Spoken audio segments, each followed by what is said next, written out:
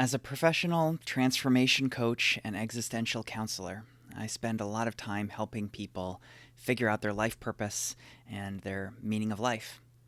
And there are certainly a lot more personalized, specific purposes that one can come up with.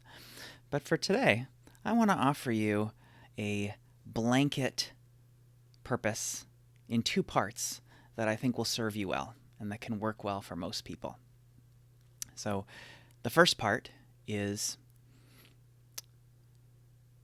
helping others in a specific way. I think it might feel too trite to just say, be of service, make an impact, help the world in some way. That's kind of too abstract. So the more specific version I want to give you is use your specific talents or gifts or life experiences or knowledge to reduce suffering in other people or help them experience more aliveness, kind of the positive angle or the negative angle. The truth is that all of us experiences all sorts of challenges, all sorts of suffering day to day, small things, big things.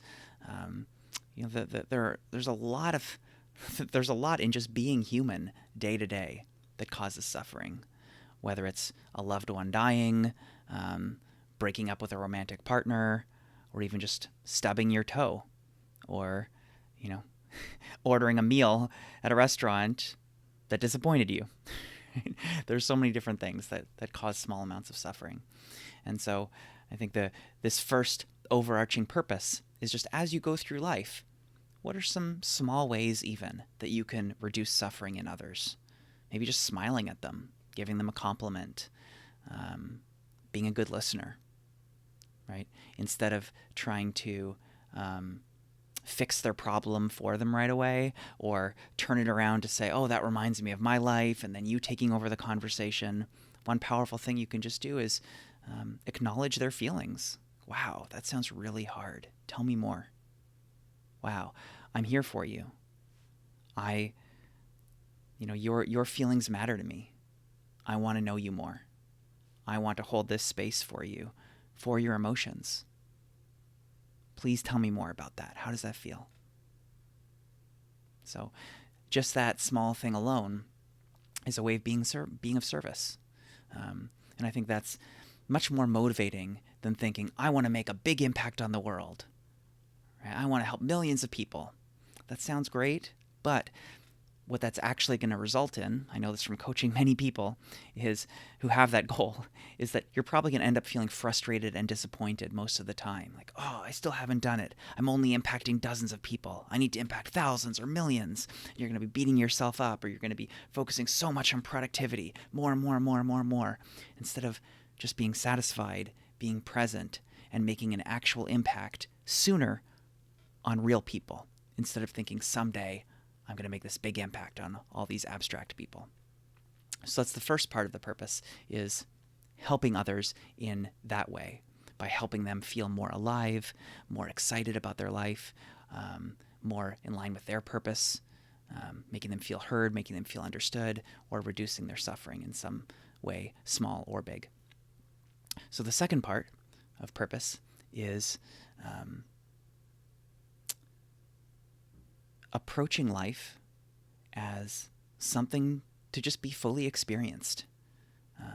When I ask most new clients when they come in wanting coaching around life purpose, wanting to find meaning, wanting to find purpose, I ask them about their spiritual beliefs, right? Because this really is a spiritual or existential question. It's not a productivity question. It's not a life hacking question. It's a spiritual question. What spiritually, existentially, what do I want the purpose of being alive to be, right? That's a deep, big question. So I ask, okay, do you believe in God? Do you believe that God has a plan? Do you believe that life is imbued with meaning, right? And with most of the types of clients who are attracted to me, they tend to be atheist or agnostic. They'll probably say life is inherently meaningless. It's just science, right? It's just energy, atoms smashing together.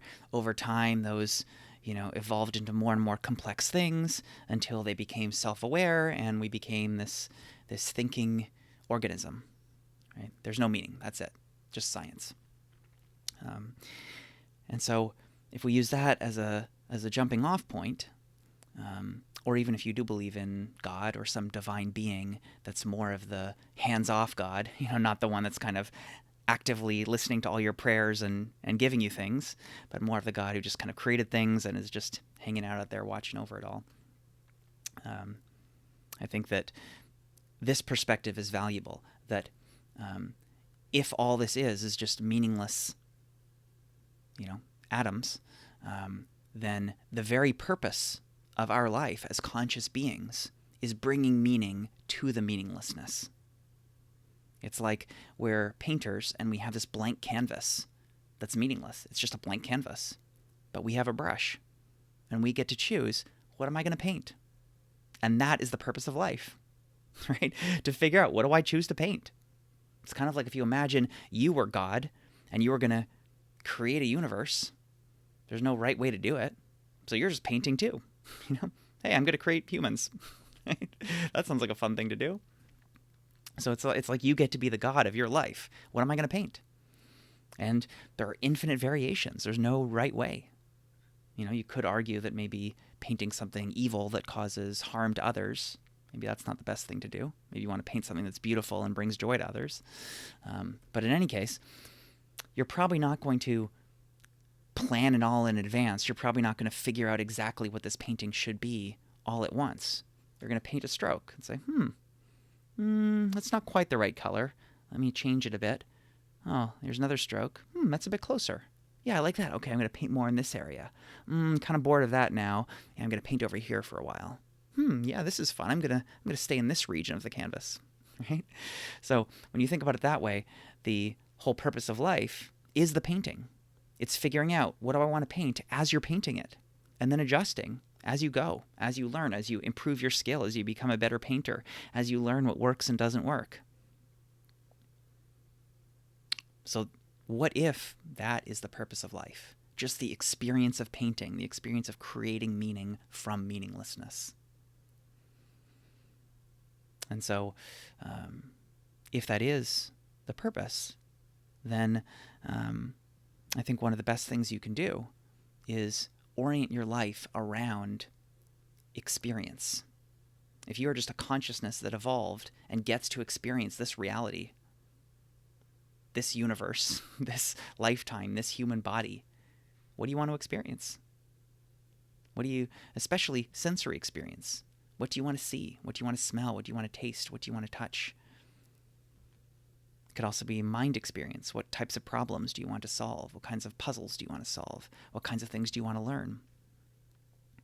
Maybe that's the purpose. And so another way of combining these two purposes might be, how can you experience as much as possible? How can you learn as much as possible while also helping others, while also reducing their suffering? And I think that combined is the ideal starting life purpose. And from there, if you do your own deeper work, or you work with a coach like me, it's possible to find more nuanced, more detailed life purposes that can help keep your motivation up and help inspire you. But at a base level, I think that just imagining, brainstorming, what types of things do I want to experience? What types of ways am I uniquely suited to help others and reduce their suffering? Is an amazing life purpose. And so one way to get started is making a list of things you want to try. I don't really like the idea of a bucket list.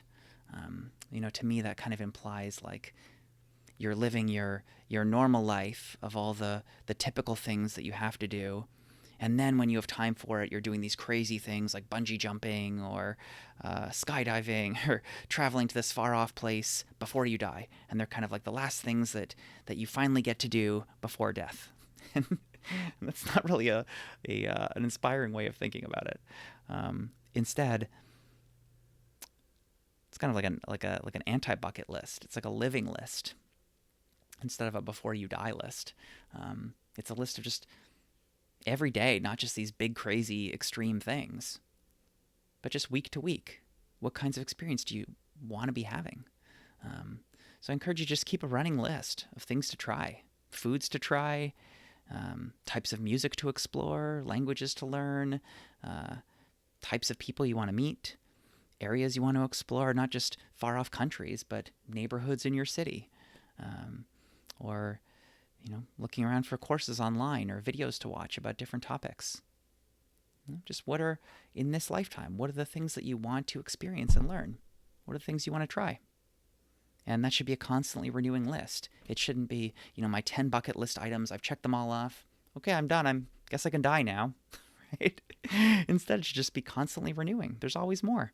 And you're going to die before you finish it all because it's literally an infinite list of possible experiences. But, you do as much as you can in this precious lifetime. So, and, you're a continually changing being.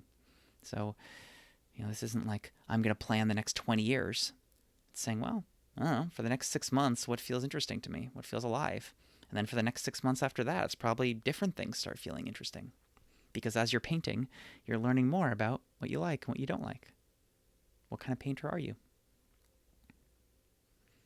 So I hope that inspires you, perhaps settles some existential anxiety of I have to pick the perfect purpose and meaning. And if you're interested in going deeper and exploring more nuances of purpose, you can visit my website, michaelcallows.com. And I'd love to hear from you in the comments how all this lands with you and what you discover about what things excite you, what things you want to explore and experience. And I hope you have a nourishing day.